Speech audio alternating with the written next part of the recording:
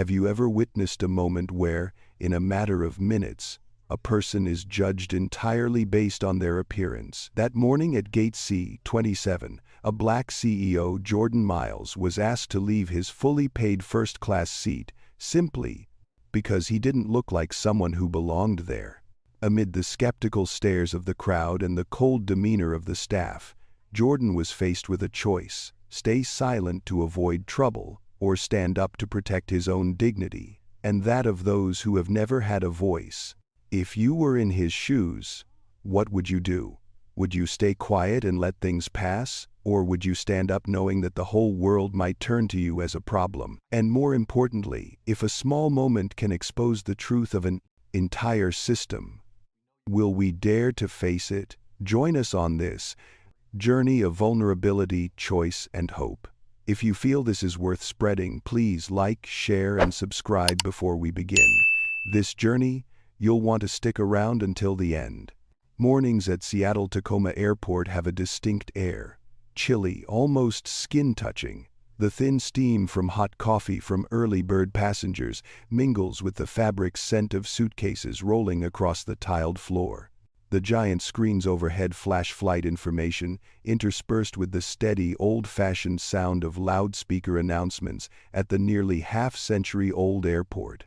Among the crowd, Jordan Miles appeared quietly. Simple black hoodie, ash-colored joggers, a slightly worn backpack, the leather strap slightly worn at the corner. He was tall, broad-shouldered, and walked calmly.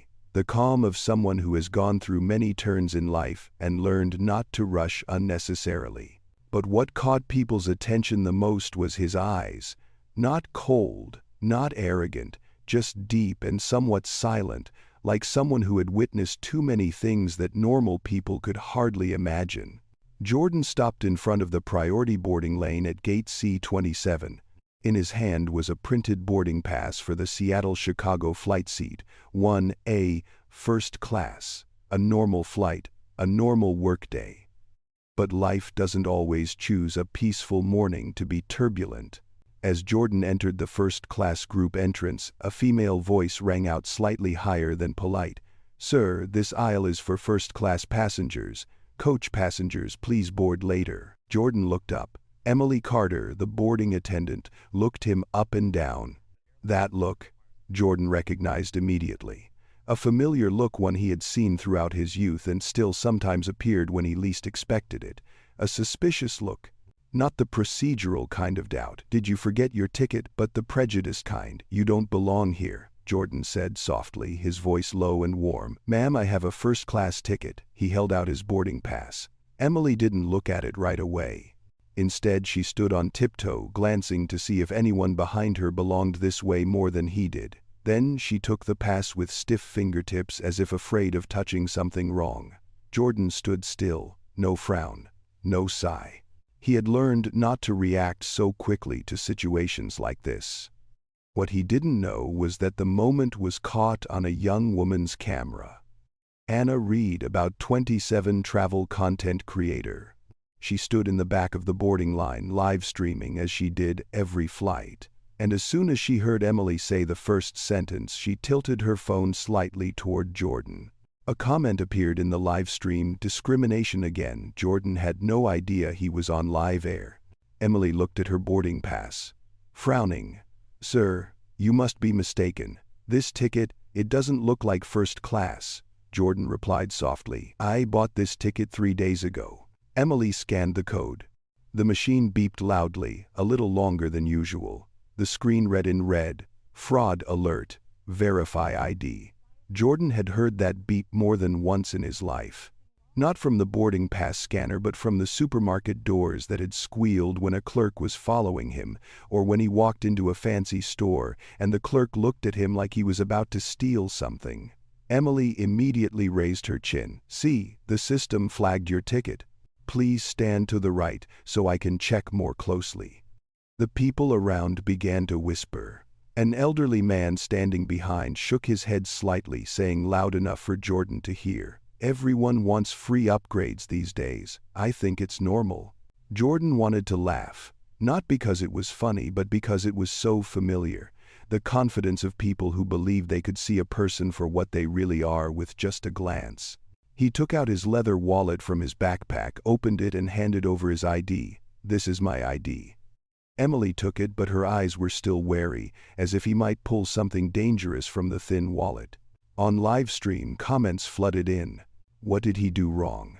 Why didn't they look at the ticket carefully? That stewardess was so disrespectful. Hannah saw the sudden increase in views. She stopped talking to her viewers, focusing on the tense scene unfolding before her. Jordan stood still. He remembered what his mother had said to him as a child after the first time the store owner forced him to open his backpack in the middle of the aisle to check child. There are times when you have to stand up straight, even when people want you to bend down. Maybe today is that day. Emily handed her ID to a nearby supervisor.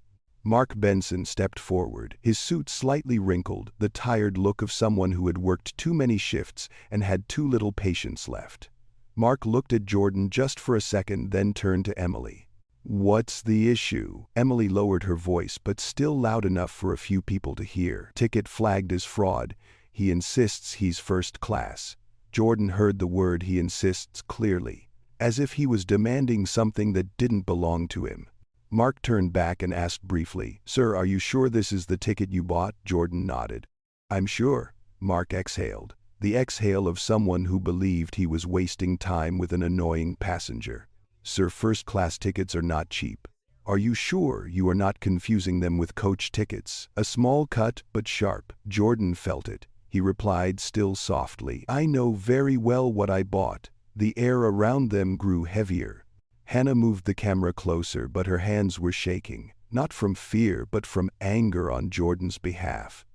A little girl about 8 years old pulled her mother's hand and asked softly, "Mom, why do they talk to him like that?" The mother bent down and whispered, "Not everyone gets treated fair, sweetie." That statement cut deeper than any insult. Jordan swallowed. He felt a pang, not because he was doubtful, but because the child had seen it so early. It was like he had 30 years ago.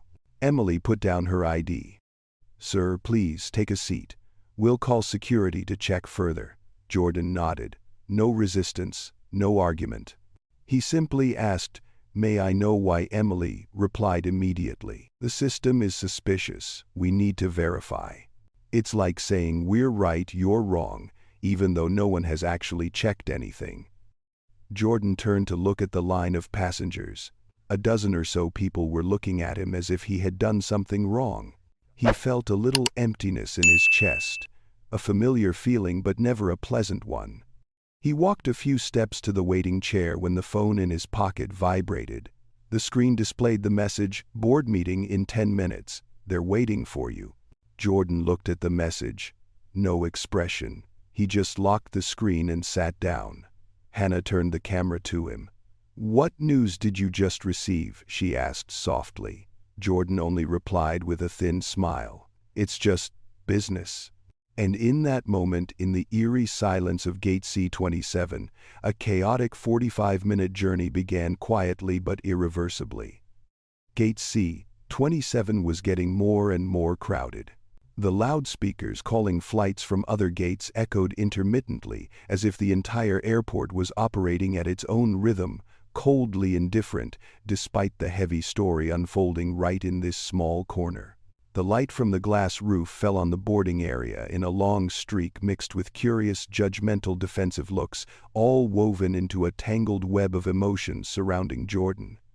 He remained seated in the waiting area. His elbows rested on his thighs, his hands clasped together. No hunching, no fidgeting. A strange calmness, the calm of someone who has learned to inhale slowly when he feels his chest begin to burn with injustice. Emily Carter stood nearby, trying to look busy with the scanner. Every now and then she glanced at Jordan as if to make sure he was still in control. Just behind her, Mark Benson was talking to someone on the phone, his voice low but tense. "Yeah, flagged as fraud." "No, he says he bought it." "Yes, he's insisting." "No idea why the system." "Look, we'll handle it." Every word, every sentence reached Jordan's ears. He didn't mean to eavesdrop, but everything was practically said right in front of him. Hannah continued live streaming but tried to keep a polite distance. The live stream viewership had reached nearly 34000 people. She read the comments with her eyes without speaking, but her face was enough for everyone to see her frustration. A tall man approached, dragging a suitcase beside him. His face was tanned, his gray hair was cropped. It was Ethan Clark, the passenger who had been watching. He whispered to Jordan, "Sir, I saw it all from the beginning. This is clearly not your fault." Jordan looked up, smiling slightly, not a happy smile but the kind of smile used to cover up some of the fatigue. "Thank you. I'm used to it." Ethan paused. "Are you used to it?" Jordan nodded slightly, his eyes absent-mindedly looking up at the transparent glass ceiling. "You know how it feels when people look at you, not to understand you, but to confirm what they already believe I've had. That happened to me since I was 13. Ethan didn't answer right away. His eyes warmed. "I'm sorry society makes you accustomed to things no one should have to get used to." Jordan bowed his head in thanks. A small moment, but a precious one, a breath of warmth in the cold air. At the check-in desk, Emily scanned her boarding pass again. The machine still read "Fraud alert, call supervisor." She turned to Mark, speaking a little louder than necessary. "I told you. Not first class." Mark crossed his arms and nodded as if his suspicions were confirmed. Then he looked back at Jordan. "Sir, can you tell me exactly when you bought the ticket?" Jordan replied promptly. 3 days ago. Through the company app. I have a confirmation email." He opened his phone and handed it to Mark. Every detail was clear: booking number, seat number 1, a ticket price, e-ticket code. Mark looked at it, but strangely, his eyes showed no sign of trust, as if no matter how much evidence Jordan presented, he would still ask the question, "Is there a lie?" Hannah unconsciously said loudly, "He has evidence. Why don't they take a closer look?" Emily turned back, frowning. "Ma'am, please don't interfere with the process." Hannah laughed sarcastically. "Procedure? I only see procedure, suspecting black people." Gate fell silent for a second. The kind of silence that no one expected but everyone knew was real. Jordan took a deep breath. Part of him wanted to stand up to make it clear that he didn't need anyone's backing, that he didn't want this moment to turn into a public racial argument. But another part, more painfully, knew that if no one spoke up, silence would become complicity. Mark turned to Jordan, his voice firmer. "Sir, we will continue to verify. In the meantime, please continue to wait. And please, do not make things more difficult." That phrase, "don't make things harder," was like a needle poking an old wound. Jordan looked Mark straight in the eye. "I'm sitting still. I've given you all the paperwork. I've cooperated with all the questions. Is there anything about that that makes you feel like I'm being difficult?" Mark paused, but he refused to admit it. His expression became more unpleasant, like someone who was used to holding power in his hands and did not want to be challenged. Tension increased, little by little. A moment later, 2 security guards, Dean and Randall, appeared. They walked over, their expressions not as stiff as Jordan had ever experienced them, but their presence still made the air thick. Dean said, "Sir, there is a report that needs further verification. We would like to speak with you for a few minutes." Jordan asked softly. "In a private room," Dean nodded. "We want to do things properly." Jordan stood up, looking over at Hannah, who was still live streaming. As he passed, Hannah said softly, "We are here. Everyone is seeing. You are not alone." Jordan said nothing, but his eyes warmed just for a moment. As 2 security guards escorted Jordan away, a group of passengers began to gossip. A young man said, "He doesn't look like a stowaway," a middle-aged woman replied. "Whether he looks like one or not is not important. What's important is that they think he looks like one." That saying touches the truth that many people avoid. Jordan followed the 2 employees, his heart drifting between 2 streams of thoughts. A hot line wanting to scream, "Why does it have to be like this? Why do you have to keep proving it?" Another line is strangely calm. "Control your emotions. Don't let them decide who you become." He chose the second line. But that doesn't make the pain go away. it just silences it like an undertow beneath the surface of the ocean.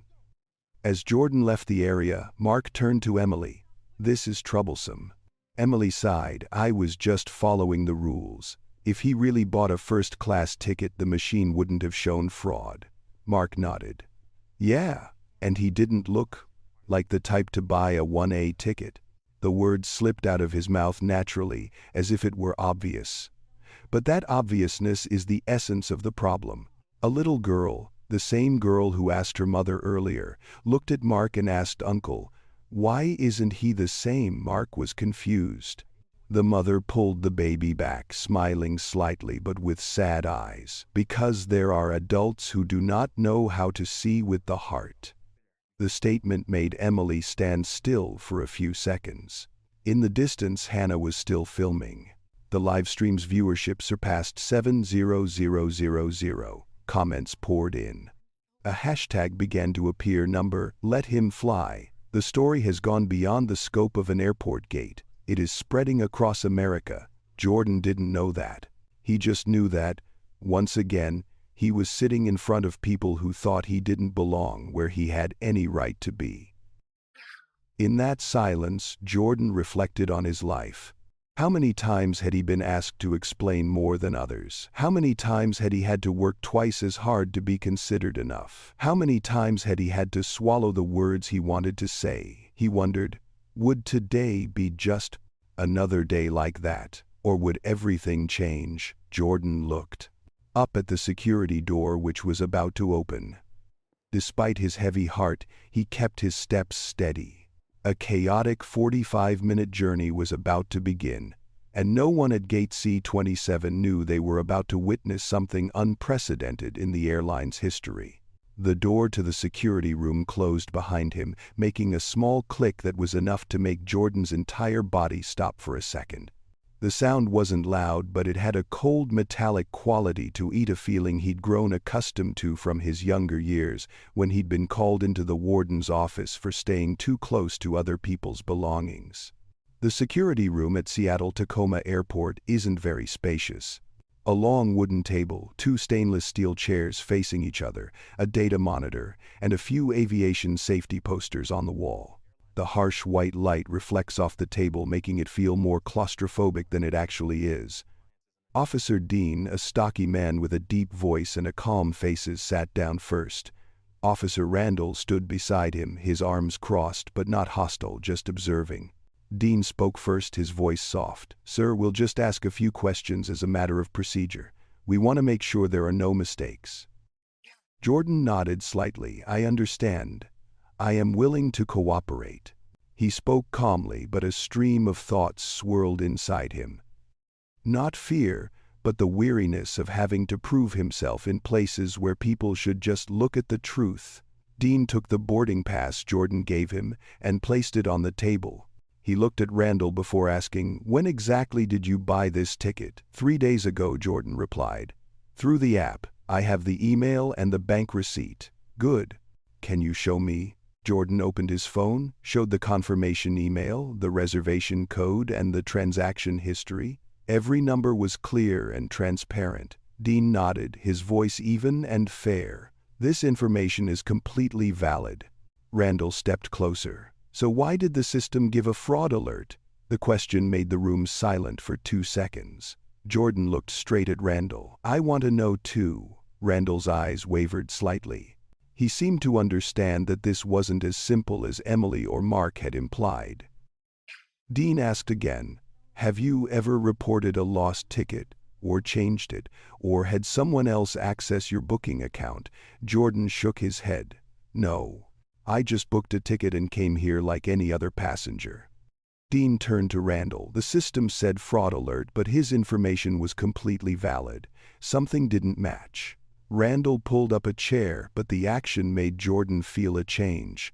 The two security officers, unlike Mark or Emily, began to look at him as a person, not a suspect. Dean asked further, "Can you tell us, what are you flying to Chicago for?" Jordan paused.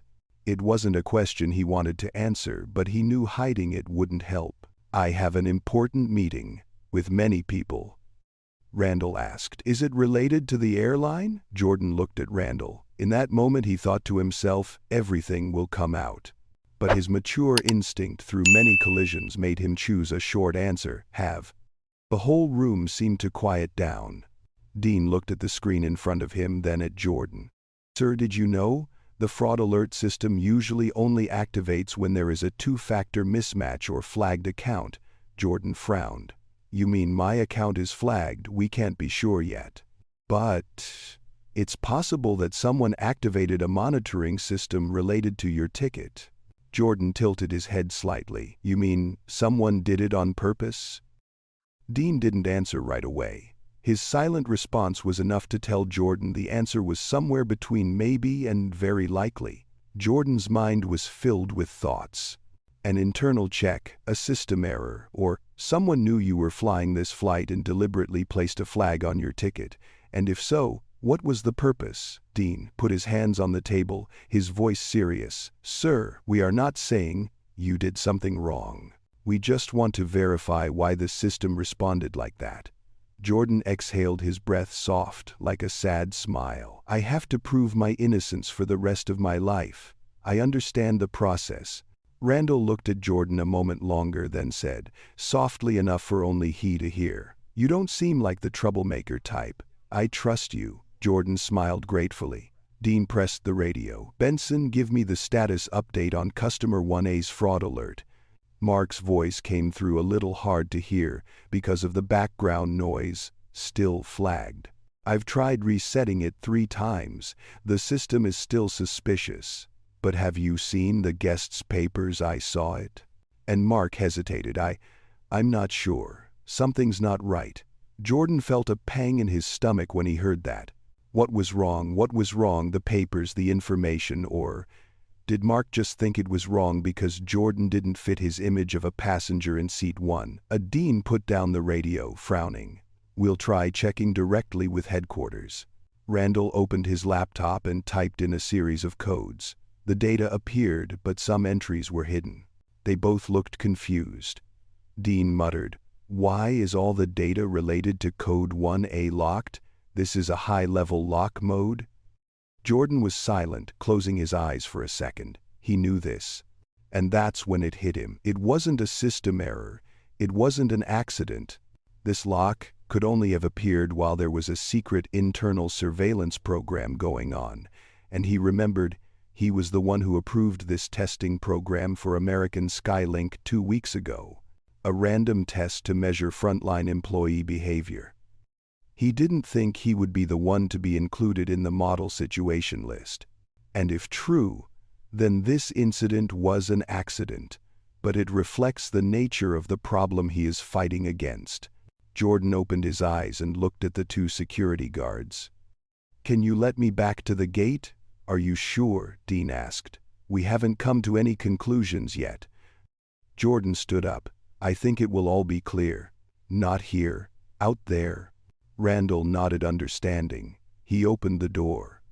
On the way back to the gate, the corridor seemed to stretch on forever. Jordan walked, thoughtful, feeling as if he were stepping onto a stage he had not chosen, but was forced to stand on.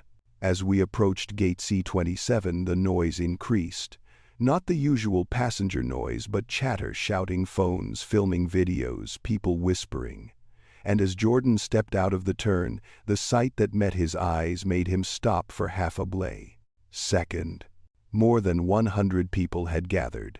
Hannah was still live streaming now with nearly 200,000 viewers.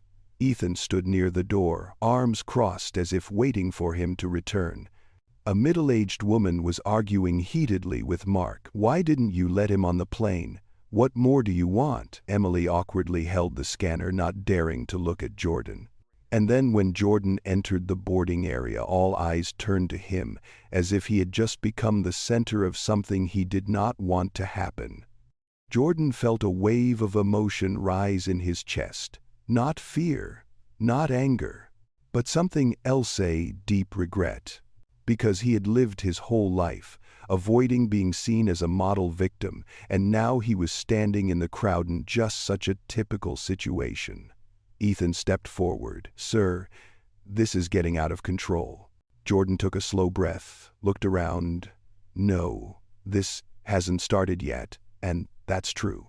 Because in just a few minutes a call will come, and everything at Gate C27 will explode like no one has ever seen before. The air outside Gate C27 became as chaotic as a beehive that had been disturbed.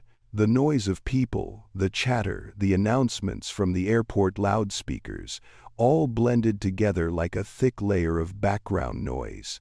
But inside Jordan, everything became strangely quiet. As Dean and Randall led him back to the secure area for the second time, Jordan felt a strange sense of indeterminacy. Not unease, nor boredom, more like he was standing outside watching his life unfold before his eyes. Detached, calm. But deep inside there was a small panther kind of feeling. Anyone who has suffered injustice too many times in their lives would understand, even if no one wanted to name it.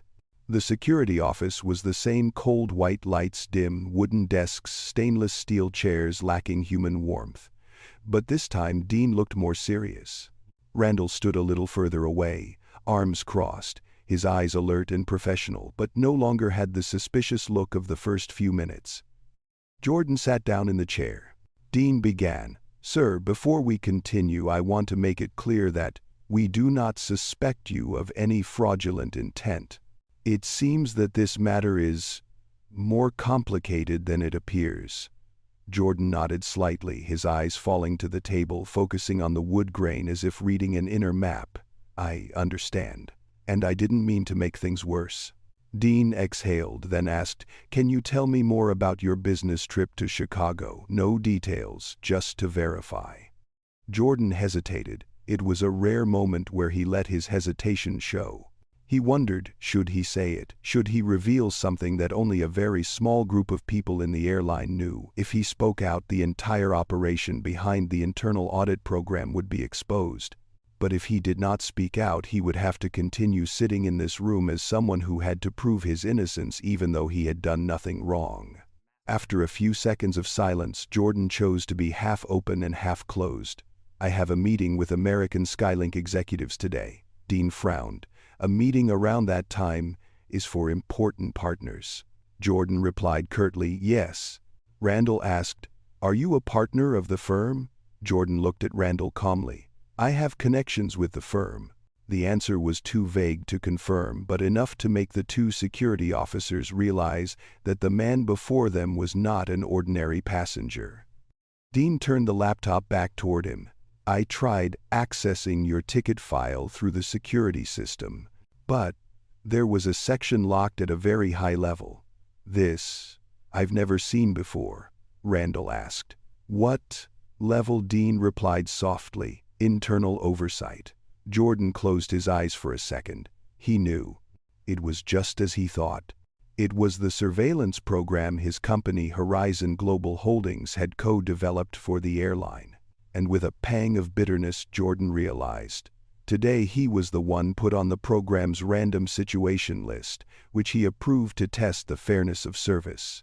He exhaled very slowly, as if trying to suppress the feeling of choking in his throat. Dean looked at him, his eyes sharp, but still kind. "Sir, do you know what's going on?" Jordan opened his eyes and looked straight ahead. "I can guess." "So, could this be a system error?" Randall asked. Jordan replied, "No. I think this is part of some internal airline audit, a program that not everyone knows about." Dean and Randall looked at each other. The look was wordless, but clear they were standing before someone special. Dean continued, his voice slow, weighing each word.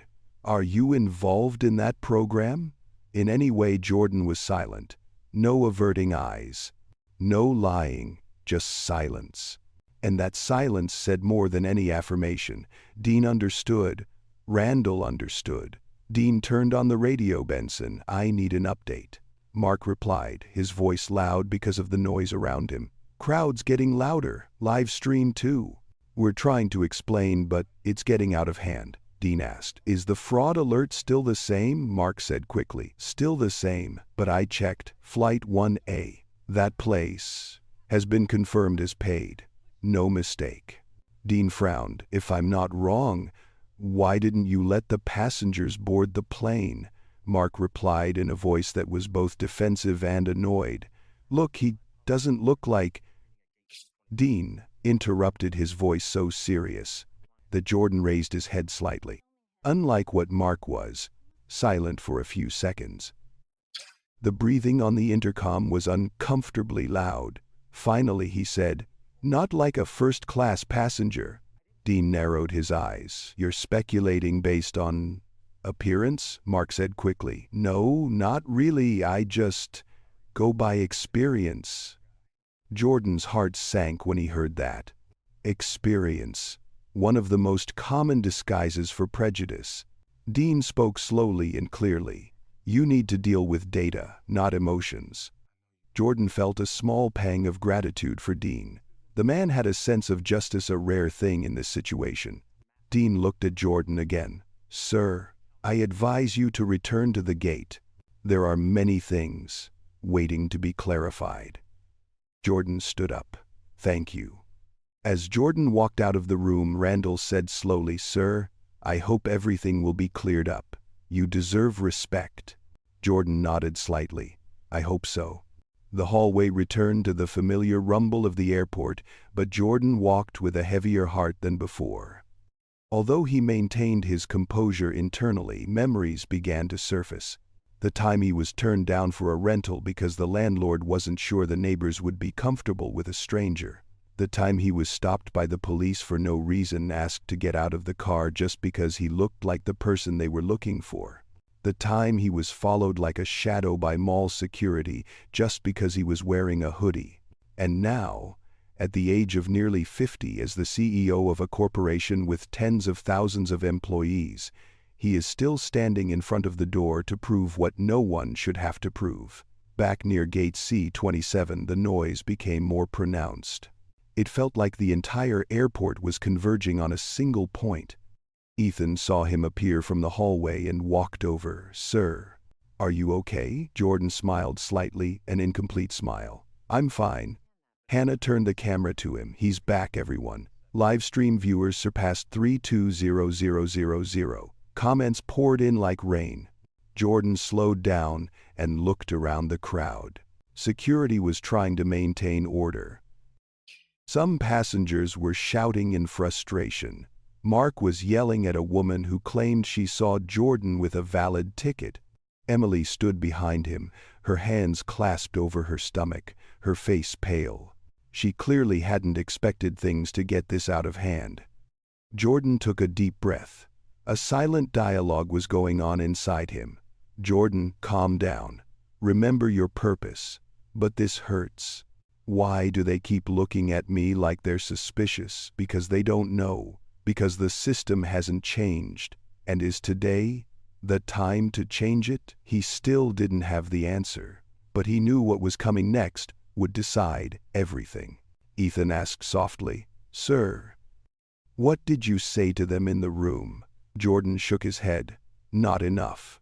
Ethan looked at him deeply and said, "A simple but strong sentence. Maybe this is the time you should say enough." Jordan didn't answer, but his eyes were calmer, brighter, as if something inside him had just solidified. At the gate, Mark's phone rang. He looked at the screen, his face pale. Jordan saw the reaction clearly. A familiar feeling rose in him, a feeling of inevitable calls.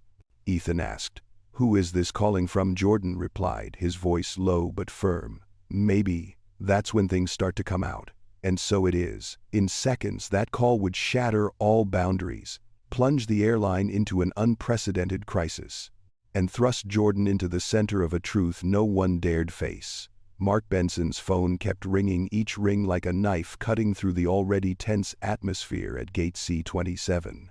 He glanced at the screen, and Jordan, standing only a few feet away, caught the sudden pallor of Mark's face, not of normal confusion, but of fear. A fear Jordan has seen many times in high-level boardrooms, the visceral reaction of someone who has just realized they've hit something too big for their own influence.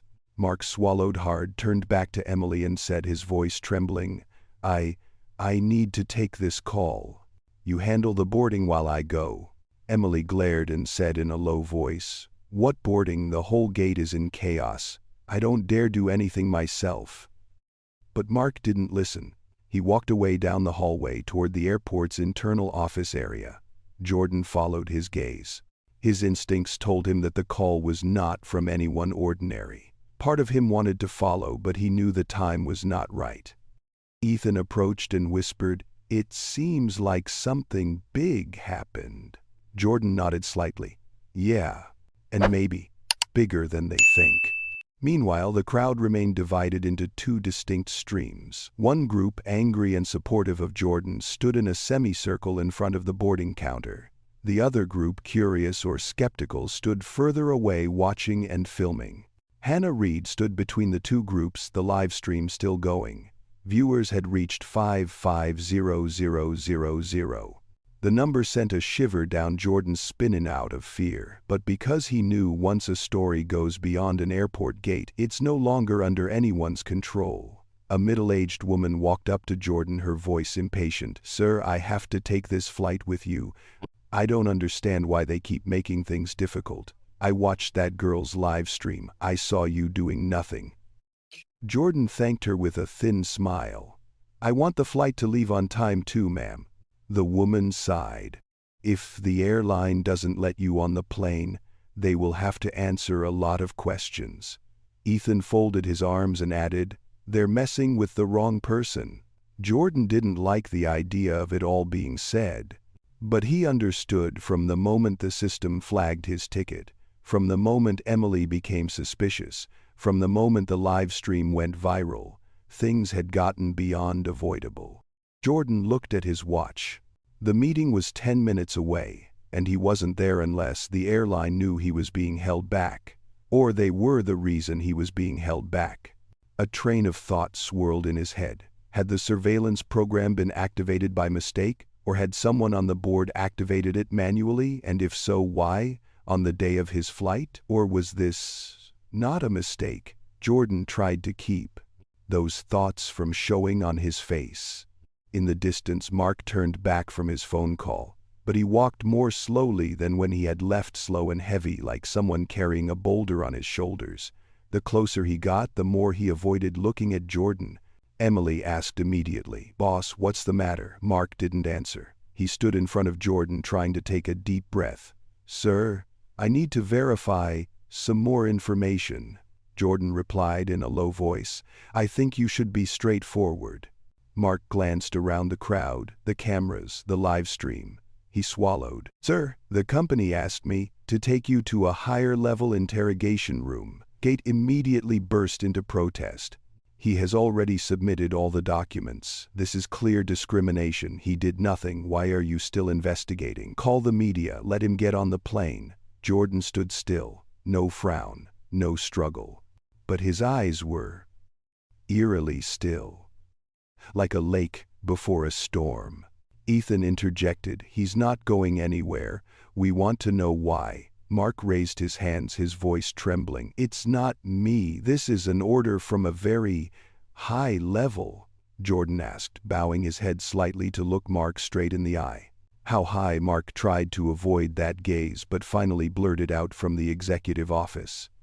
Jordan's scalp tingled. Executive office. That level can only be people related to the airline's management. The people you're planning to meet. People who know you're on this flight. Jordan understood. No more random. No more internal audit. Someone deliberately locked your ticket record. And the purpose was to see how badly the system would treat a black passenger, even if he or she was not a regular passenger. Jordan took a deep breath. He could say it now. He could end the whole thing with one sentence: "I am CEO of Horizon Global Holdings. The airline is on my watch." But he didn't. Not out of pride. Not out of arrogance. But because he wanted to see how a black passenger would be treated without status, without position, without power. Hannah moved the camera closer and asked softly, "Sir, do you have anything to say? Everyone is on your side." Jordan shook his head. "Not yet." Ethan frowned. "What are you going to do?" Jordan replied slowly, word by word. Wait. Waiting for what Jordan looked at Mark, then at the plane door. Wait for the truth to come out. Mark received another call. The more he listened, the more his face changed color. Emily asked softly, a little panicked. Boss, what's wrong? They told me to take him back to security, Mark replied, his voice near tears. And not to let him on the plane until instructions. A gasp came from the crowd. A man shouted, "This is black bullying." A young woman pointed at Mark. "He did everything by the book. What more do you want?" Children cried in the chaos. Adults shouted in anger. Security had to separate people. Jordan was silent. Not a word, not an overreaction. But Ethan noticed Jordan's hands clenched. Not in anger, but in pain. He moved closer to Jordan. "Sir, I know there is something big going on. I don't know what it is, but I see the way you keep calm. No one can stay calm like that if they are not used to facing injustice." Jordan glanced over a faint smile. "You're right." Ethan asked softly, "Would you like me to say something?" Jordan put his hand on his shoulder gently but firmly. "No, don't speak for me. A man like me is used to speaking for himself." In the chaos, Emily was so scared that she burst into tears. She blurted out, I didn't mean it. I was just following the system." Jordan turned to look at her. Not angry, not accusing. Just asking in a deep voice, "Your system or your bias?" Emily choked, unable to answer. "I don't blame you," Jordan added, not raising his voice. "But you must learn to distinguish between caution and unreasonable suspicion." Ethan stood there listening, feeling a cold knife run down his spine, not because Jordan's words were sharp, but because they were so uncomfortably true. Suddenly, Jordan's phone vibrated loudly in his pocket. He took it out. The screen displayed Claire Weston, COO, American Skylink Airline. Ethan froze when he saw the caller ID. "She's the highest executive after the CEO." Jordan looked at the call. His eyes changed. Not anger, not fear, but transformation, like a warrior stepping out of the shadows. He pressed accept and put the phone to his ear. "Hello, Claire." There was a beat of silence on the other end of the line. Then Claire's voice came through, urgent, a little shaky but controlled. "Jordan, I just saw the live stream. Oh my God, this can't go on. Are you still there?" Jordan looked around, looked at the crowd, looked at the chaos. "Yes, I'm here," Claire said quickly. "I'm on my way to flight dispatch. Don't leave. We need to talk now." Jordan nodded, slight though Claire couldn't see. "Got it." He ended the call. Ethan pressed.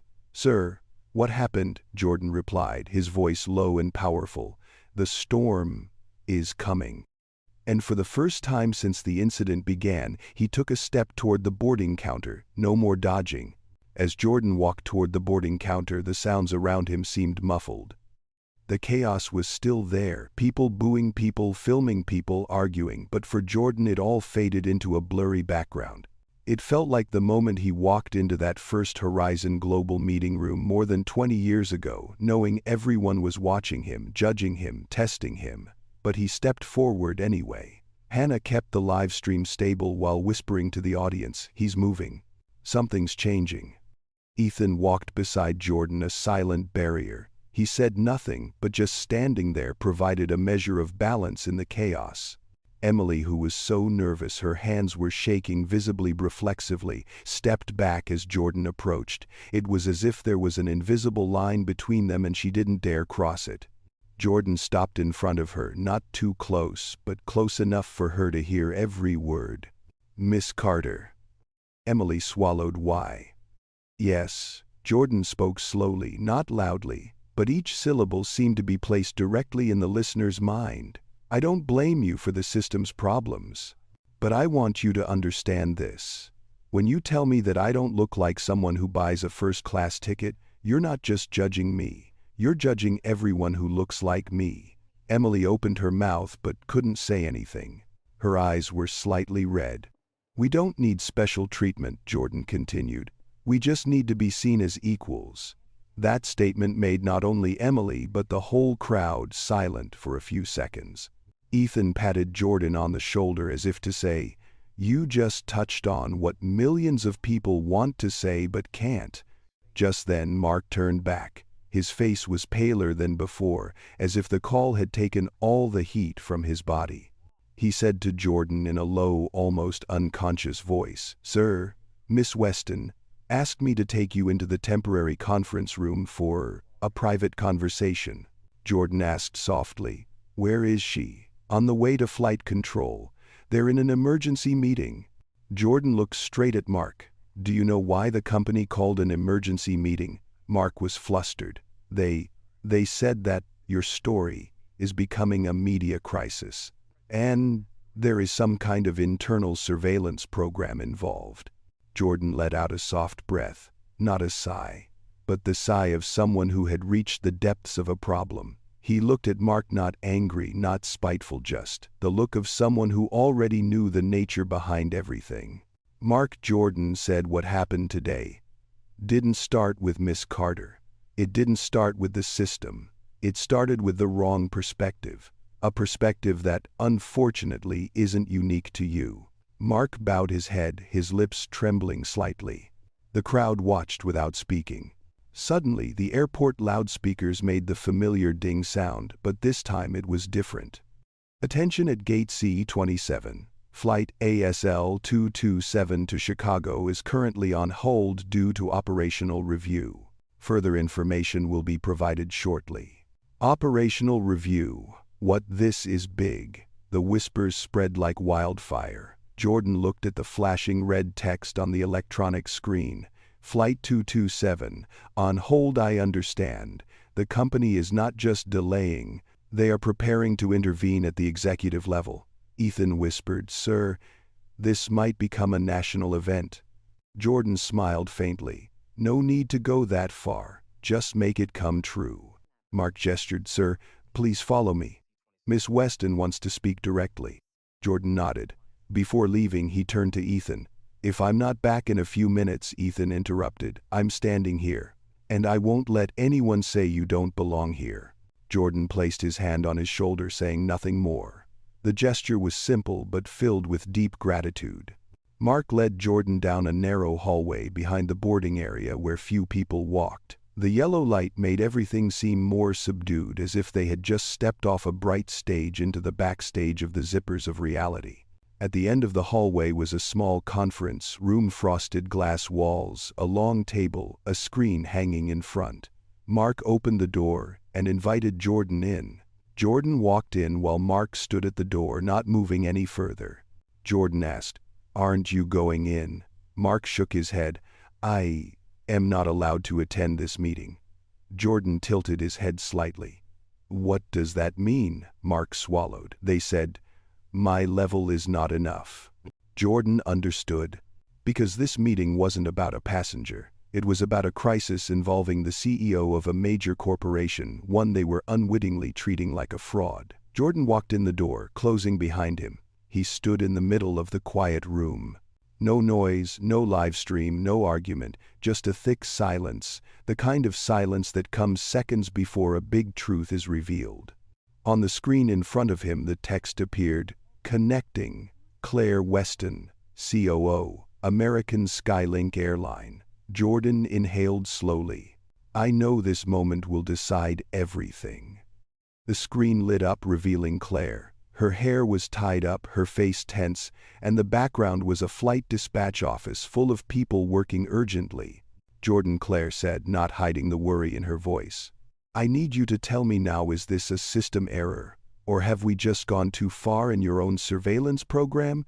Jordan looked straight at the screen. "Claire, the monitoring program I approved did not include locking my ticket account." "Who did that?" Claire licked her lips, breathing hard. "That's what we're trying to find out.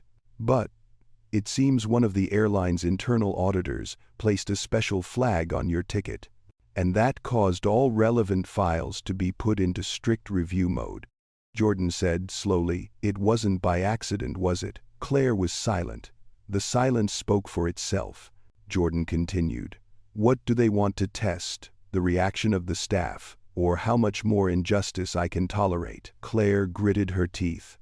Jordan, I swear to you I didn't know about this. If I did, it wouldn't have happened. Jordan took a deep breath. I believe you. Claire looked up and said, but Jordan, you being held at the gate, the live stream, the discrimination, it's escalating. The company is about to face a media storm. So let's start by facing the truth, Jordan replied. Claire clenched her fists. What do you want me to do? Jordan took a step toward the screen. I don't want special privileges. I don't want exceptions. I just want to see an airline that admits mistakes when they happen. Claire took a deep breath. Okay, I will. Jordan looked at her, his eyes softening. But before that, I need to know who locked my ticket record. Claire turned away to talk to someone. After a few seconds, she returned, her face pale to the point of being almost white. Jordan, the man who put the flag on your ticket, is one of the heads of the internal monitoring team. His name is... Jordan waited silently. Claire continued, Brian Kessler. Jordan closed his eyes. He knew that name too well. One person didn't trust him, clashed with him in meetings about discrimination. One person said bluntly in a meeting that things are getting better, no need for more changes. Jordan opened his eyes. Claire, I think it's time to not just deal with the gate, but to deal with the root cause. Claire nodded vigorously. I'm going to call an emergency council meeting. And Jordan, you're in that meeting now. Jordan stood up straight, his eyes calm but sharp as a newly sharpened knife. Okay, but before we meet, I have to go back to Gate C27. Claire was surprised. Why? Jordan replied in a deep voice. Because people out there deserve to hear the truth. And I don't want anyone to think I'm silent in the face of injustice. Claire looked at him for a second and said, Go. I'll prepare the rest. Connection off. Jordan turned his hand on the doorknob. And you know, when you open this door and step outside, the real storm will begin. As Jordan pushed open the door to the temporary conference room and stepped out, the white light of the airport corridor suddenly became brighter than usual. Not because the lights had changed, but because his mood had shifted to a completely new state, a deliberate stillness, the stillness of someone who had decided to walk straight into the eye of the storm rather than shy away. Mark was still standing in the doorway. Hearing the door open, he turned and stood at attention, as if Jordan were no longer a passenger but someone with the power to decide the fate of the entire plane. Sir, did Miss Weston say anything? Mark asked, his voice trembling slightly. Jordan replied, his voice low but strangely calm, Yes, and I'll say it again in front of all those people waiting out there. Mark opened his mouth to ask more, but Jordan had already walked past him, heading straight for the hallway light.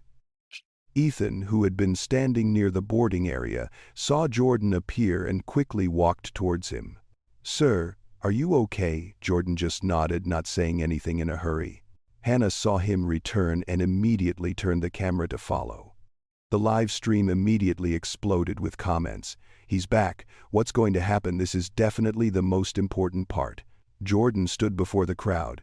No stage, no microphone, no prepared speech. Just him, a calm-faced black man in the midst of chaos. He looked around. Everyone's eyes were on him, expectant, angry, curious, and worried. Jordan began to speak. His voice was deep and clear, each word slowly falling to the ground. I want to thank everyone who stopped and saw what was happening. The entire Gate C27 space instantly fell silent, as if all sound had been sucked out. Jordan continued. From the moment I walked to the boarding gate this morning, things got complicated. Not because my ticket was wrong, not because my documents were wrong, but because someone believed I didn't look like a first-class passenger. He looked straight at Emily. She bowed her head, unable to hide her regret. Jordan turned back to everyone. But the problem isn't one person, it isn't one employee. It's a way of thinking that too many of us have become accustomed to that. Some people are more like first class than others. A man in the crowd nodded vigorously. A woman wiped away tears. Hannah zoomed in on Jordan and the comments exploded like fireworks. Jordan breathed a sigh of relief, not tired, but as if a burden had been lifted from his shoulders. But there is something else more important. Something that no one here knows except the airline. All eyes widened. Jordan said clearly, "My ticket was flagged as a fraud alert, not due to a system error." Emily jerked her head up. Mark was stunned. Ethan looked at Jordan, breathless, waiting for the next sentence. Jordan continued, "There was someone on the airline's internal monitoring team. He deliberately put a special flag on my ticket record." The crowd rose up in indignation. "What? On purpose? This is more serious than I thought," an elderly man shouted. "It's systemic discrimination." Jordan raised his hand slightly, signaling everyone to calm down. "I don't say this to blame. I say this because the truth needs to be seen clearly. We cannot fix what we dare not call by its right name." He looked toward Hannah's camera, a look so sincere that it silenced the livestream viewers. "The person who flagged my ticket was Brian Kessler, a man who has long opposed efforts to improve equality within the airline. Today, his actions have exposed the entire system. The underlying bias in customer service exists and is stronger than we realize." Jordan felt a small lump in his throat, an old ache. "But I'm not here to complain. I'm here because I believe the system can change. And change starts with looking at the truth." The crowd erupted in applause. Not a loud cheering applause, but a slow, steady applause, the kind reserved for someone who hit the nail on the head. Jordan ends, "I came back here to tell people that I am not silent. And I don't want anyone else to be silent in the same situation as me."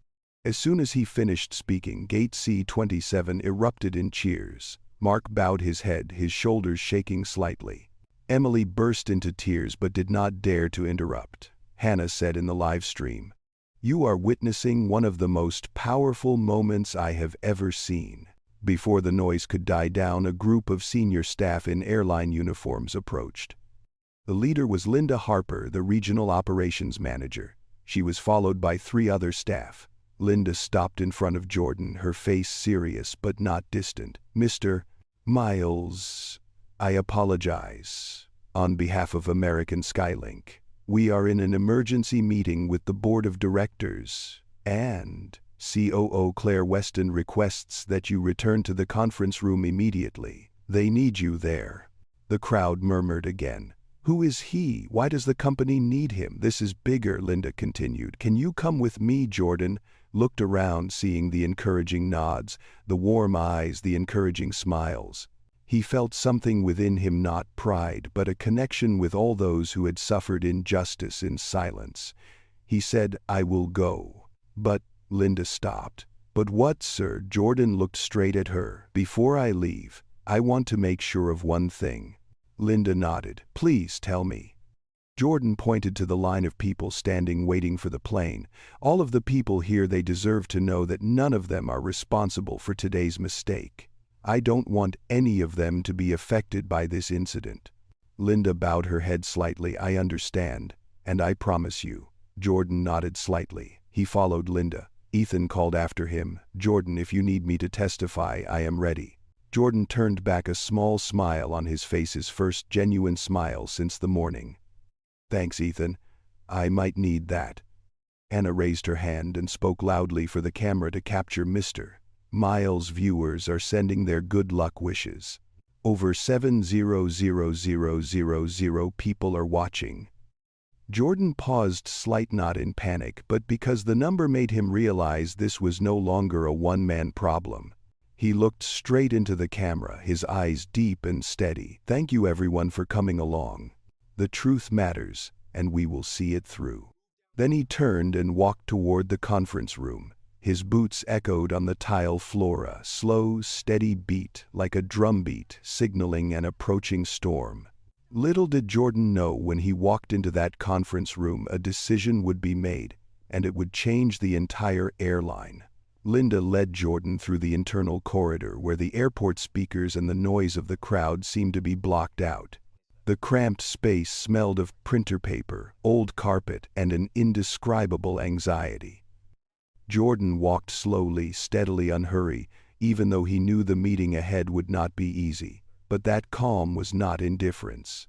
It was an armor he had forged over decades of facing pressure, doubt, and contempt. Linda walked while typing messages on her tablet. The light from the screen reflected on her tense face, one caught in a storm that no one wanted to be involved in.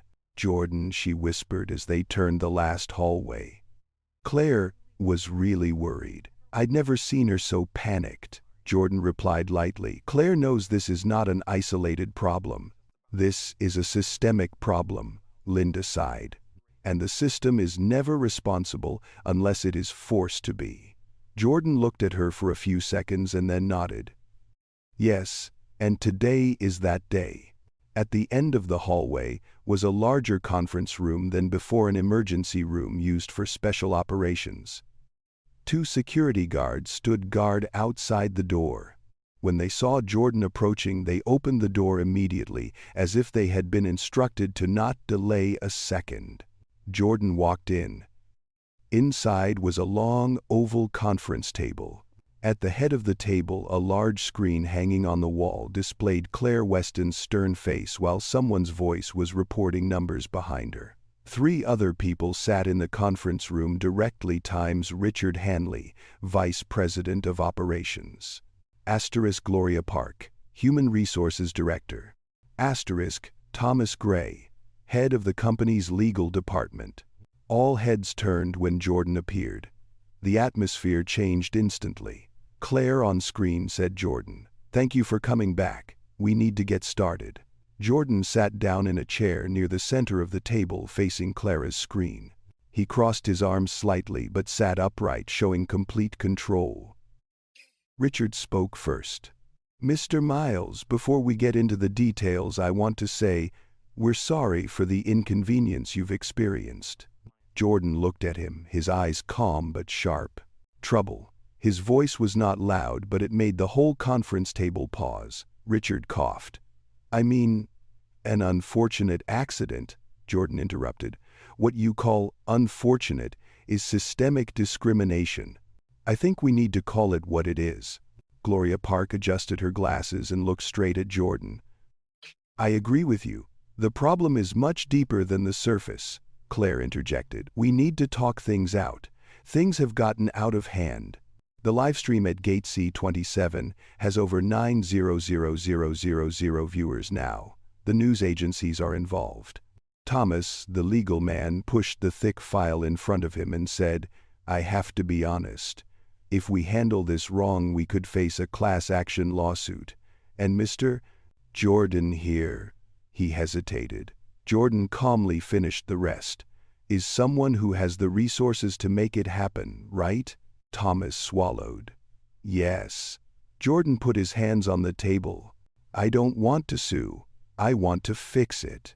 That sentence made the whole conference room hold its breath. Claire adjusted the microphone and said, "Jordan, I looked over the initial report. Who exactly flagged your file as a fraud alert?" Jordan replied, "Brian Kessler." Richard jumped up. "What? He's on my team. There's no way he could do something like that without going through the process." Jordan looked at him. "You said it couldn't be. But the truth is, he did." Gloria opened her laptop quickly, flipped through a few pages and frowned. "Brian has been against diversity programs. In many meetings, he was admonished twice for inappropriate comments. It's a sign everyone sees. It's just that no one wants to look," Jordan said softly. Claire nodded vigorously. "And now his actions have put the whole company in trouble," Thomas interjected. "We have to be careful. If we admit the system failure in public, it would be dangerous." Jordan turned to look straight at Thomas. "Not admitting it is dangerous. People are not angry when the company is wrong. People are angry when the company covers up its mistakes." The room was silent.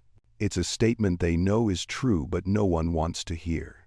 After a moment, Claire took a deep breath. "Jordan, I want to ask you, as the CEO of a large corporation, having worked with hundreds of partners, what do you think our first step should be?" Jordan leaned back in his chair, his eyes distant, as if remembering lessons he'd learned in his early career meetings. where he'd been the only young person of color in the room. He said, "The first step is not to fix the system, it is to apologize to the people." Richard frowned. "You mean a public apology?" Jordan nodded. "A clear, unabashed apology. Not like, 'we're sorry if anyone was offended,' but 'the company was wrong. We take responsibility.'" Thomas shook his head. "But that sets a legal precedent." Jordan replied immediately, "If you are afraid of responsibility, then don't do service. Customers don't need a perfect company. They need an honest company." Gloria looked at Jordan as if she had just heard the most important sentence of the meeting. Claire continued, this time her voice lower but firm. "So what's the second step?" Jordan looked straight at the screen. "Handle the right person," Richard interjected. "You mean fire Kessler, Jordan, not because he wronged me, but because he is a risk to hundreds of other passengers?" Gloria nodded vigorously. "I will take care of this part." Thomas opened his mouth to counterattack, but Mr. Miles, as for Jordan, interrupted, his voice still low and calm. "Firing a prejudiced person is a small matter. Changing the entire corporate culture is a big matter." The whole table fell silent once more. Claire crossed her arms and said, as if reminding herself, "Step 3 is to change the process." Jordan nodded. "It's not just the process. We need to re-establish a transparent reporting mechanism. We need to have a channel for passengers to complain without fear of being ignored. We need to retrain all frontline staff." Richard sighed. "That takes time, costs money." Jordan looked at him for a long time. "How much do you think the company's reputation is costing today?" Richard was silent. The meeting dragged on for several more minutes. Each question, each rebuttal, each piece of truth was revealed. Jordan was not harsh, not pushy, but each of his words was as sharp as metal, forcing the listener to examine themselves.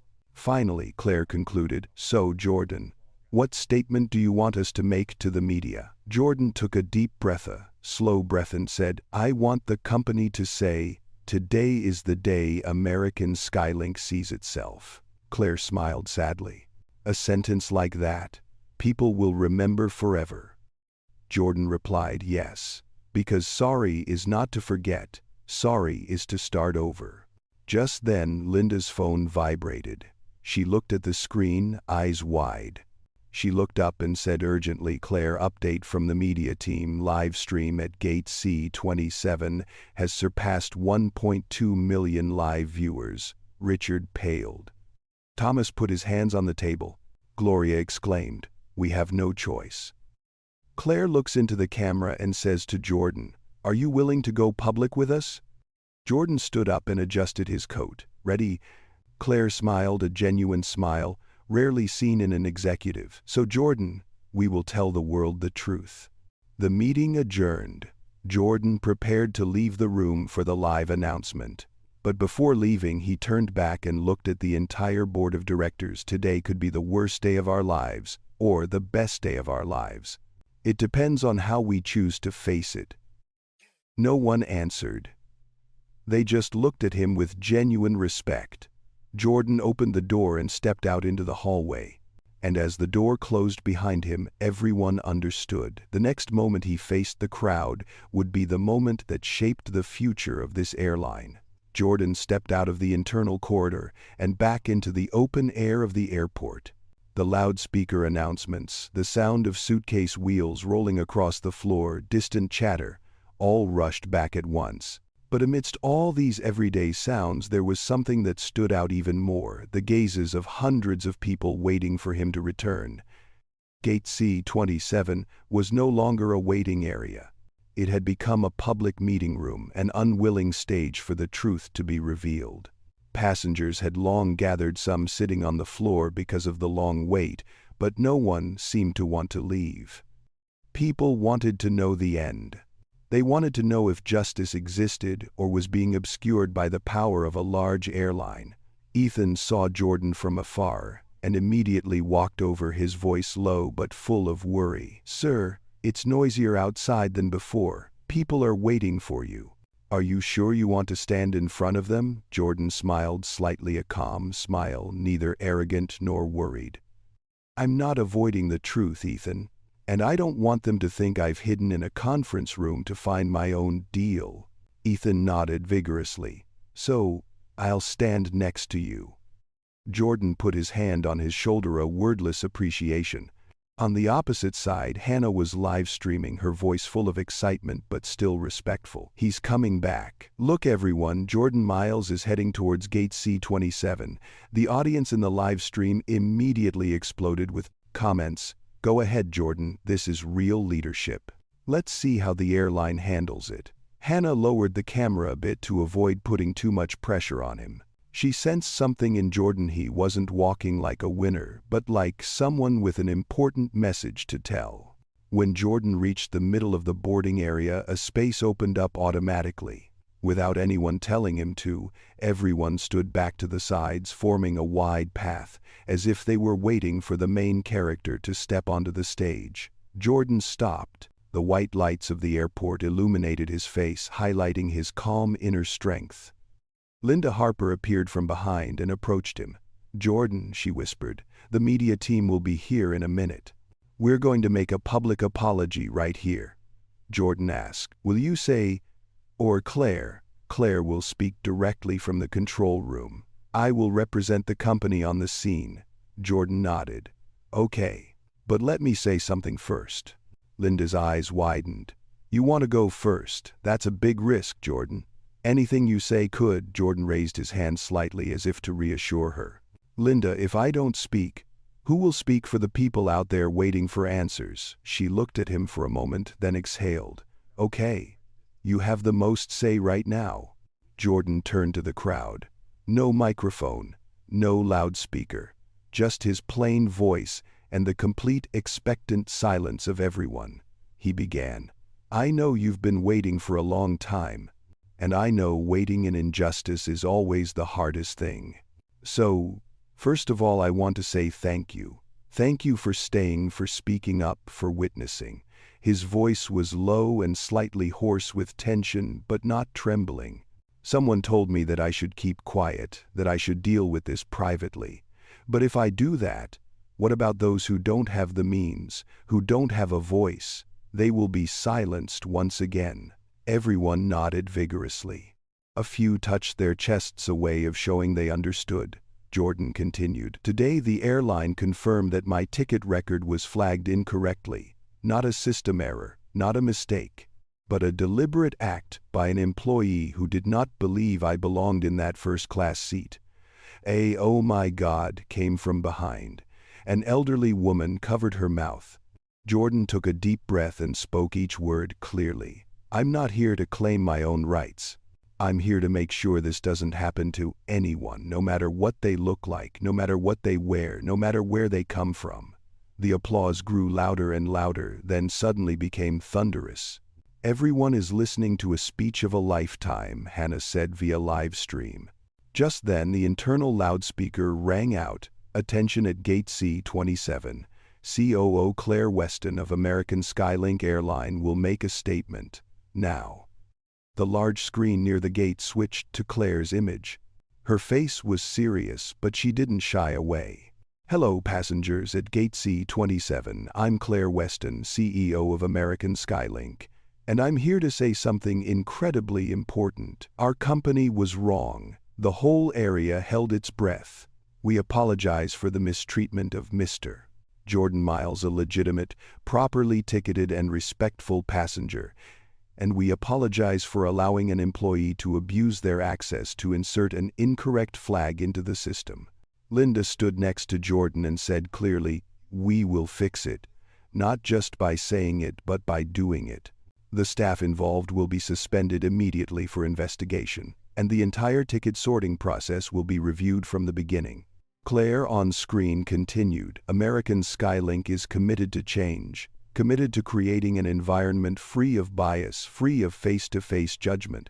This is not just an incident, this is a wake-up call.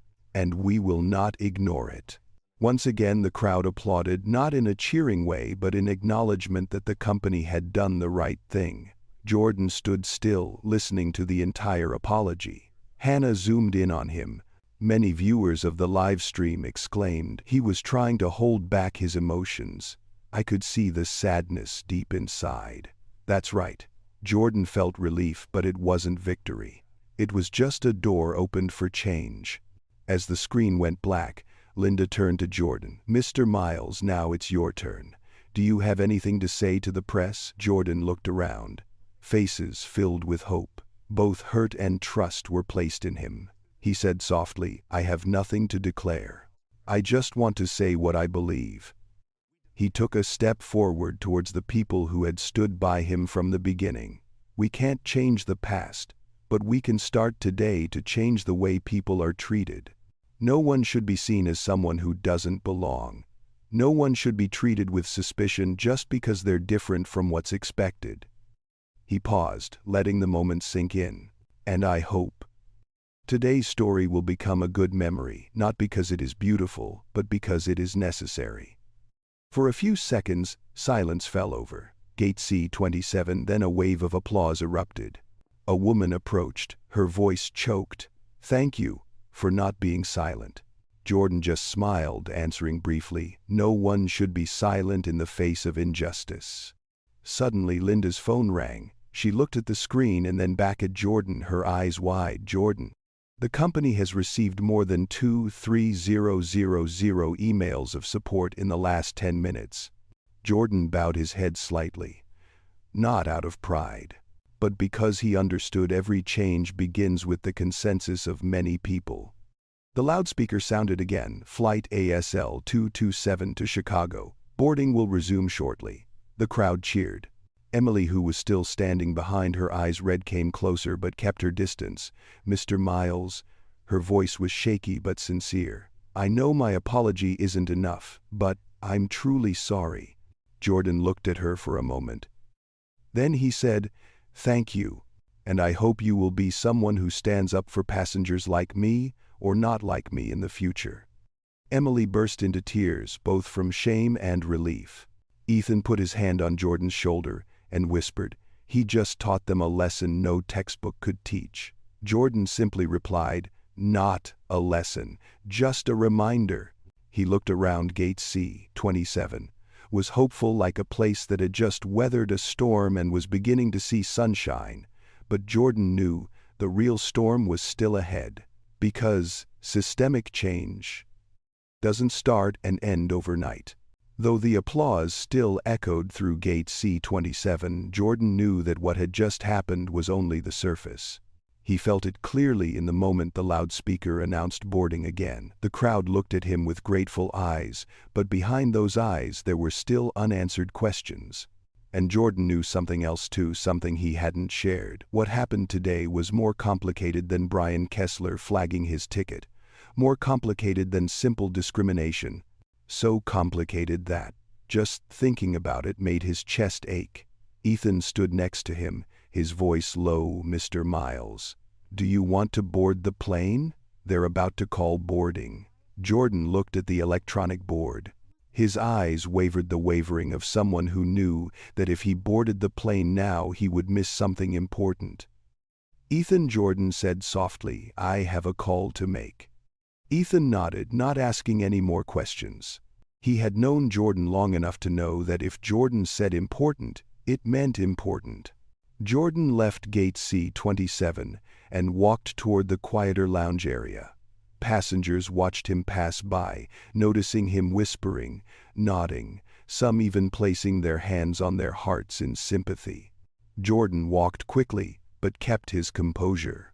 He didn't want anyone to see the anxiety growing inside him. The phone in his pocket vibrated.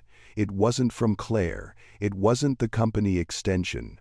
It was a number he knew very well, the private number of the chairman of the board of directors of Orion Holdings, the parent corporation of American Skylink. Jordan paused in front of the large window overlooking the runway. He pressed listen. Jordan, the older man's voice rang out deeper and colder than usual. I think we need to talk. Jordan closed his eyes for a second and then replied, I'm listening, Mr. Donovan. Richard Donovan, the man behind dozens of major deals in the airline industry, was not a man who was easily flustered.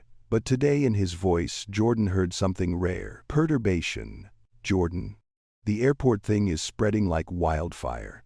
I just got a report from the media monitoring team. Nearly 2,000 people are watching the live stream every minute. Jordan, calmly, I know. And you are at the center of it. I know that too. Donovan sighed over the phone, the heavy sigh of responsibility of thousands of employees. Jordan, I need you to understand. We can't let the stock lose another %. Jordan looked down at the clear glass, where his own face reflected calm, but hiding an undercurrent. Mr. Donovan, the company was wrong and they must be held responsible. Donovan was silent for a few seconds before continuing. I'm not calling to apologize. He paused, then clarified. I'm calling to ask, are you going to announce something else? Jordan wasn't surprised. Donovan knew him too well. What are you afraid of? Jordan asked. Jordan, don't play with words. I know you're withholding information. The question is, are you going to use it to save the company or to destroy it? Jordan's voice dropped serious. You're asking me? Do I want revenge? No, Donovan replied immediately. I'm asking, are you going to say something that will make the entire airline industry take a hard look at itself? Jordan leaned lightly on the glass railing. Outside, a Boeing rolled slowly, the sunlight streaming through the window, making his eyes slightly squint. Perhaps, Jordan replied, it is time for the industry to take a look at itself. On the other end of the line, Donovan lowered his voice as if afraid someone would hear Jordan. You know this isn't the first time this has happened. But if you say that the internal monitoring program you proposed is being abused, you're going to bring the whole industry into this investigation. And I'll be honest, not everyone is strong enough to survive that. Jordan replied, do you think silence is the solution? Solutions are not dreams, Donovan said. But sometimes we have to choose the least evil. Jordan narrowed his eyes. And you're telling me to choose silence, Donovan. I'm asking you to consider it because you're not just a passenger. You're someone who was involved in building the system itself. Jordan was silent. A deep cut had just been touched. Because it is true. Jordan was the one who outlined the customer risk assessment principles to help airlines limit ticket fraud. But he wrote it with good intentions. And today it has been used to hurt him and many others. Jordan whispered, I'm not sure what's true anymore, Mr. Donovan. Donovan said softly, you always know what is right. It's just, if you speak out, there will be very powerful people who will lose their positions. Jordan replied immediately, maybe they deserve to lose their seats. Donovan smiled sadly. That's why I just called to ask. Are you going to side with the system or with the people the system hurts? Jordan looked out at the runway where the plane was preparing to take off. His hands clenched slightly. I'm on the side of the people, Jordan said. So you know there is no turning back from what you are about to do. Jordan closed his eyes for a second. I never needed a way out. The call ended. Jordan stood still, breathing slowly. Donovan's words kept repeating in his head. Today is not the first time. Not the first time. He knew. And because he knew, he wouldn't let it pass as an incident to be apologized for and dealt with. Cannot. Never. He looked at his reflection in the mirror, a black man dressed simply calm, but someone with the power to shake up an entire industry. And today he will use that power not for revenge but for change. Ethan found Jordan a few minutes later. Boarding started, Ethan said. Want to come? Jordan turned back, his eyes tired yet steady. Ethan, I'll be up. But before that, I have to talk to the press. Ethan's eyes widened. Here, right at Gate C27, Jordan nodded. And I will tell the truth, the whole truth. Ethan stood still for a moment and then said, then I'll stand beside you, like always. Jordan smiled slightly. I appreciate that. The two of them returned to Gate C27, where reporters had gathered, where cameras were waiting, where millions of people were watching every minute. Jordan knew the moment had come. There's no turning back. And he doesn't need any. Today I will show the world discrimination is not a personal problem. It is a systemic problem, and the system must be held accountable. He gently squeezed the strap of the leather briefcase that had worn over the years. "Let's go," Jordan said. "It's time." When Jordan and Ethan returned to Gate C27, the scene had changed completely. If this morning it was just a normal boarding gate, now it looked like a makeshift press center, cameras, microphones, media staff running around with clipboards.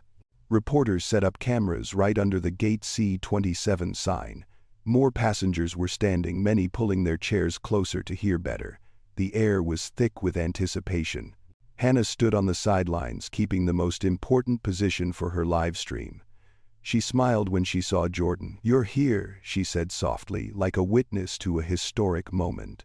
Jordan didn't smile back, but he nodded slightly. His face remained calm, but beneath the calm a quiet determination was seething. Linda Harper was talking urgently to the press. Seeing Jordan appear, she immediately signaled, "Mr. Miles, we'd like to start in a few minutes. The major news agencies are all live. Is there anything you need to prepare?" Jordan replied briefly, "I just need the truth." Linda looked at him for a second, her eyes filled with respect.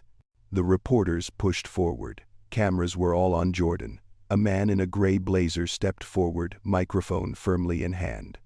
"Mr. Miles, this is Seattle Global News. Could you tell us, are you planning to sue?" Jordan did not answer immediately. He glanced at the crowd behind him. They were silent, waiting. "I'm not here to sue," Jordan said clearly. "I'm here to tell the truth, and to make sure this doesn't happen to anyone else." The sound of camera clicks continued. A female reporter asked, "You say the system is being abused. Do you have evidence that staff intentionally flagged your records?" Jordan nodded, his voice low but firm, "Yes. And the company confirmed it in an emergency executive meeting." The crowd roared. Linda stood next to Jordan, bowed her head slightly, and confirmed, "That's right." Another reporter chimed in, "Do you think this is just one individual doing something wrong, or is it a bigger problem?" Jordan took a deep breath. "That question is the reason he is standing here today. This is not a personal problem," Jordan said. "This is a cultural problem. It is how we see people, through appearances, through stereotypes, instead of seeing them as human beings." The reporter was silent for a moment. The answer was so straightforward that it made the atmosphere heavy. Jordan continued, "I don't want to blame the whole company, but I can't pretend that this was just an accident, because it wasn't." Ethan stood next to Jordan, watching silently. He knew Jordan was fighting not just for himself, but for everyone who had ever been looked down upon simply because they looked different. A reporter raised his hand. "Mr. Miles, according to the information we received, you were involved in developing part of the company's internal risk assessment system. Do you think you are also partly responsible for the system's abuse?" The dreaded question. The one Jordan knew was coming. The question that startled some in the crowd, stunned others. Jordan calmly, "I take responsibility for believing that the system would always be used properly. I take responsibility for failing to foresee that, where there is power, there are those who want to abuse it." He paused for a few seconds, not for effect, but to acknowledge the truth. "But I am standing here today to make things right. I am not hiding." A middle-aged woman standing nearby suddenly raised her hand and clapped a lone clap. Then another sound, and another. Within seconds, Gate C27 erupted in applause. Jordan did not bow his head. He let the applause pass, then said, "The responsibility does not lie in the past. The responsibility lies in how we face the truth today." Just then Linda's phone rang. She picked it up, listened for a few seconds, then turned pale. "Jordan, it's Claire. She wants you to know right away." Jordan tilted his head slightly. "What is it?" Linda whispered very softly, but enough for the microphone to pick up. "Brian Kessler, the person who flagged your profile, is trying to delete the data in the system." The entire Gate C27 erupted in whispers. Ethan's eyes widened. "He's erasing the evidence. Jordan kept his voice steady, but his eyes were cold. "What is Claire doing?" Linda swallowed. "She locked all internal access. But Brian is trying to override the controls." A reporter heard and immediately asked Mr. Miles, "Does that mean there is a cover-up from within?" Jordan turned back to the camera. There was no anger on his face, only the deep sadness of someone watching something they believed in crumble. "I hope not," he said. "But if so, today isn't just a day for apologies. It's a day for cleaning up."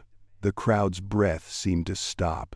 Another reporter asked Mr. Miles, "Are you going to file a formal complaint with the Federal Aviation Administration, FAA?" Jordan thought for a second and nodded. "If necessary, I will do it." "Aren't you afraid that it will bring the whole industry under investigation?" Jordan was silent for a moment. Ethan saw a flicker of loneliness in his eyes, a flicker of responsibility too great for one man to bear. Finally, Jordan replied, "If the truth hurts the industry, then the industry needs to change." The reporter nodded, no objection, no, pushing the question further, because Jordan's answer was too true to argue with. As the atmosphere was as tense as the surface of water before a big storm, Hannah received a signal from her phone and said loudly, "Jordan, you're trending nationwide?" Jordan looked at Hannah, frowning slightly. "Why?" Hannah turned the screen toward him. Number stand with Jordan. Number truth at Gate C27. Number not ace. 8 but respect. Jordan looked at those lines and felt his heart sink. Not because he was happy, but because he saw clearly this had gone beyond the scope of an airline. A big wind just blew through, and he was in the eye of the wind. From behind, Linda received another message. She took a deep breath and turned to Jordan. "Mr. Miles, there's one more thing." Jordan turned back, waiting. Linda said, her voice almost in disbelief, "Brian ran away from the headquarters in charge. Claire is sending security to intercept him. But more importantly, in the data he was trying to delete, there were over 200 customer records that were falsely flagged in the same way as you." That sentence made the whole area feel electrified. Jordan stood still. 200 applications, 200 people, 200 stories of invisible rejection, Ethan whispered. "Oh my God."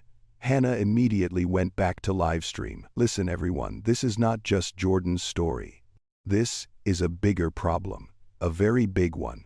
Reporters immediately surrounded Jordan. "Mr. Miles, any comment on that figure?" Jordan closed his eyes for a second, long enough for everyone to see. He was trying to contain his true emotions. Then he opened his eyes. They were no longer the eyes of a wounded man, but it is the eyes of a leader. "This," Jordan said, "is no longer about discrimination to me. It is about protecting hundreds of people who have been wronged and have no voice." He looked straight into the camera, his voice strong. "I will go all the way to expose the truth, and I will not let anyone erase it."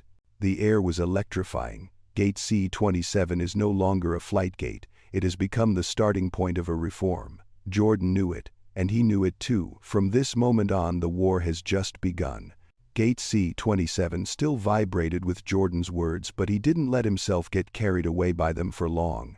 A part of Hema, part that had seen too much disappointment and understood the dark side of humanity, reminded him, when someone tries to erase evidence, they're hiding something bigger.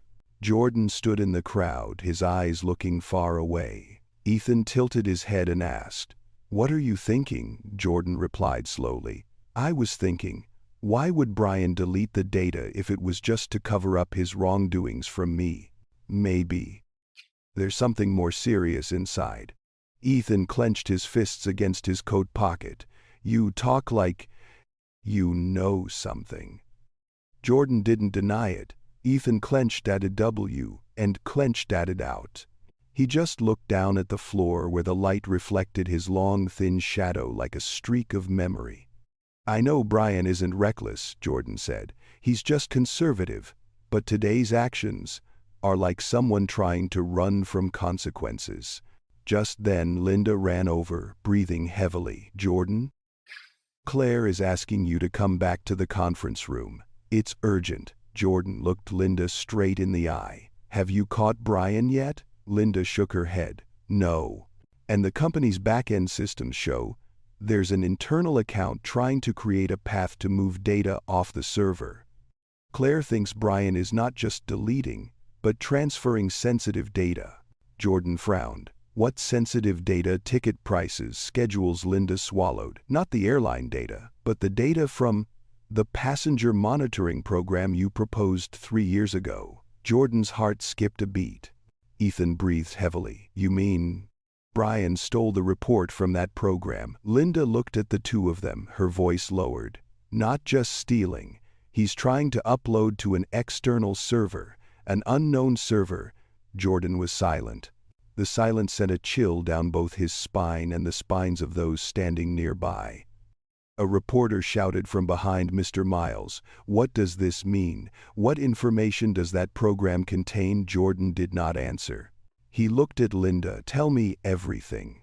Linda took a deep breath, then spoke each word clearly. "In that program, you asked for anonymous data to be collected to assess the fairness of how the airline treats its passengers, right?" Jordan nodded. "Yes. And that data clearly shows patterns of racial discrimination." Jordan closed his eyes for a second, long, heavy, and full of disappointment. Not disappointment with others, disappointment with himself. "Ethan," whispered Jordan, "you didn't know the program was being abused like that." Jordan opened his eyes and looked straight at Ethan. "I want to believe that the program will help us right our wrongs. I don't think it will be used to do the opposite." Linda continued, "And now if Brian uploads all of that data online, it will not only be American Skylink, but all of the carriers that are cooperating in the program will be investigated." The crowd overheard a few sentences and began to stir. Jordan clenched his hands. His thumbs rubbed unconsciously against the edge of the table, a habit he had whenever he was deeply stressed. "Where is Claire?" Jordan asked. "In the command center. She asked me to bring you there immediately." Jordan nodded vigorously. "Go!" Ethan followed, but Jordan raised his hand to signal Ethan, "Stay here.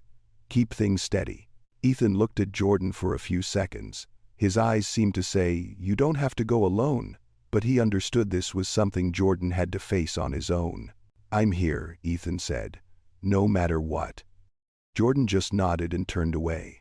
Linda led Jordan through corridors that were restricted to employees only.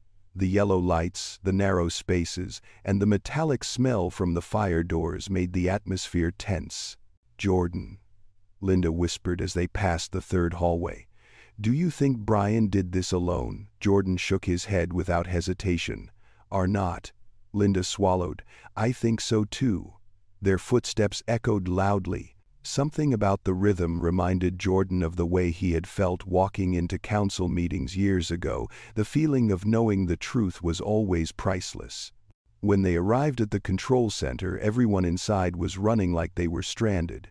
The large screen showed the flight map, but in the right corner there was a flashing red box. "Unauthorized data transfer attempt detected." Claire stood in the middle of the room like a commander on the battlefield. Her hair was slightly disheveled from tension, but her eyes were still sharp as a knife. When she saw Jordan, she said immediately, "Jordan, thanks for coming so quickly."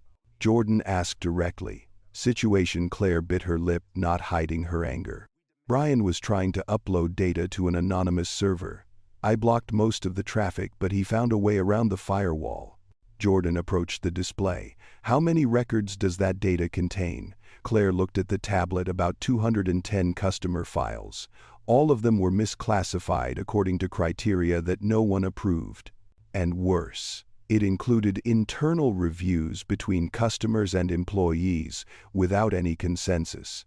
Jordan tilted his head, his voice low but dangerous. "That is, they were secretly marking passengers according to risk of trouble." Claire nodded, her voice low. "And they do that primarily to black passengers and Latino passengers." Jordan felt his heart being squeezed. What he had always feared had come true. Not the worst expectation, but the worst reality. Jordan said, his voice so low that the room fell silent, "We need to catch Brian now." Claire showed Jordan the tablet. "He is running into the West Technical area." Airport security is chasing him, but he knows the inside story very well. Jordan took a deep breath. I go. Linda and Claire both turned pale. Jordan, no, he might panic and that's dangerous, said Linda. Jordan shook his head. I'm the only one Brian will listen to. He hates me, but he respects me. And I have a responsibility to that program. I have to stop him. Claire bit her lip. Okay, but I'll go with you. Linda too. You can't go alone. Jordan looked at both women, then nodded. Let's go. The three of them quickly walked through the quieter corridors, heading towards the technical area. The security radio kept ringing. Brian Kessler spotted moving toward Storage Hall B. Unit 3 is blocking the west exit. He's trying to break down the door. Request reinforcement. Jordan tightened his grip on his briefcase. Every step brought old memories to the surface, memories of his hopes and his faith in the system he had helped build. Jordan, Claire whispered as they walked quickly. I need to know. Are you going to make all this data public? Jordan replied without hesitation. If data is misused, it should be made public. Claire breathed heavily.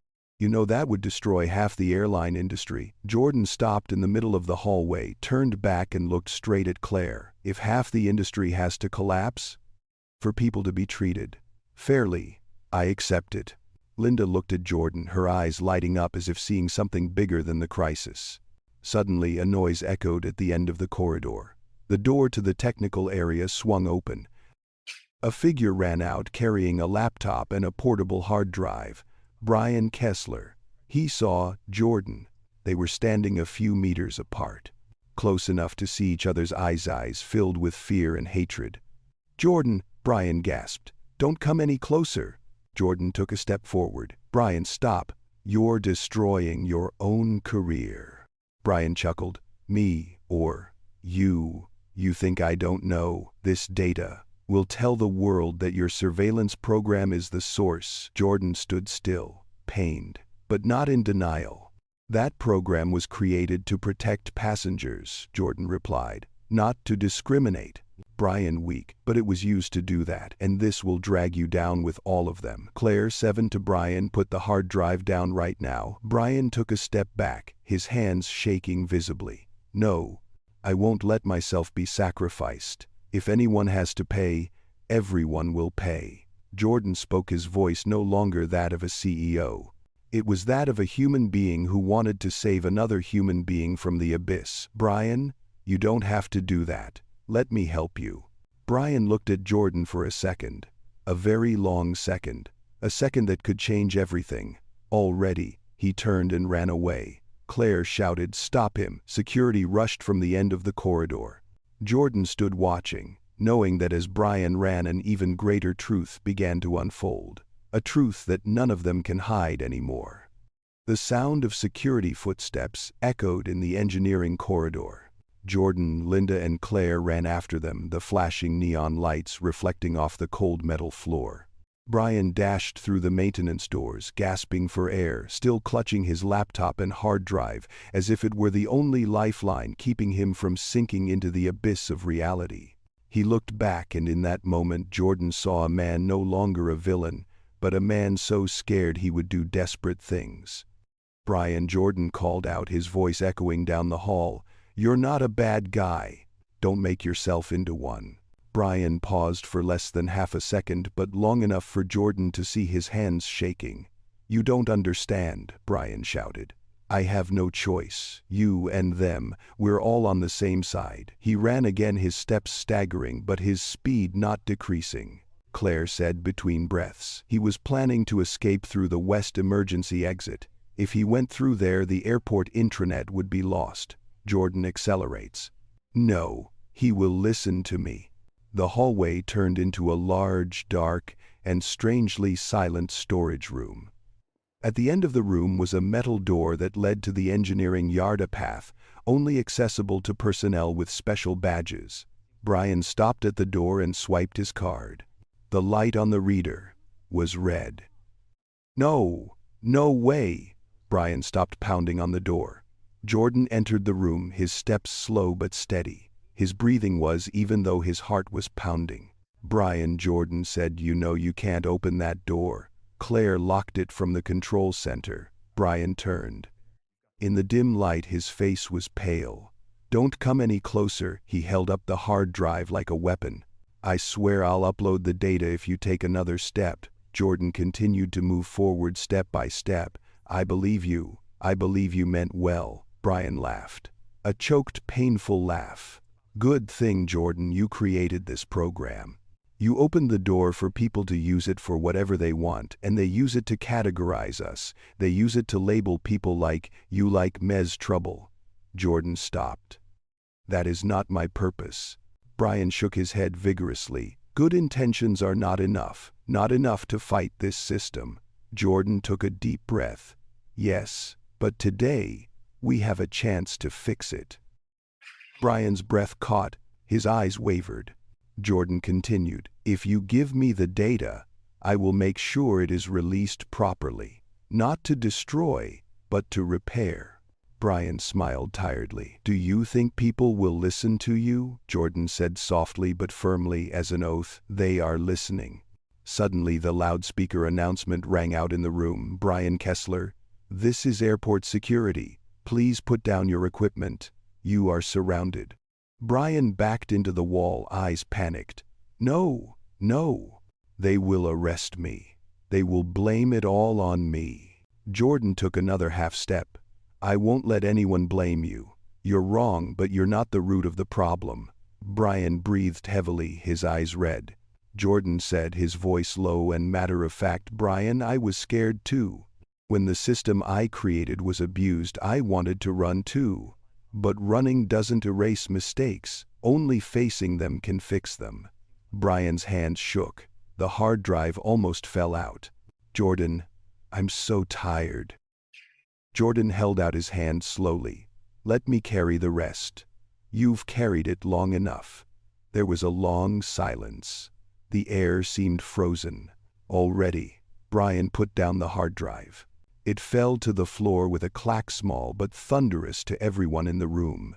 Jordan walked over and bent down to pick up the hard drive. When he stood up, Brian was sitting on the floor, his head in his hands. I'm sorry, he whispered, his voice breaking. Jordan put his hand on his shoulder. No blame, no anger, just very human sympathy. It's okay. From now on, we'll start over. Security rushed in, but Jordan raised his hand to stop them. He will not cause any more harm, and I request to be accompanied in all procedures. The security chief looked at Jordan, then nodded. Yes, Mr. Miles. Claire stepped forward and stood beside Jordan.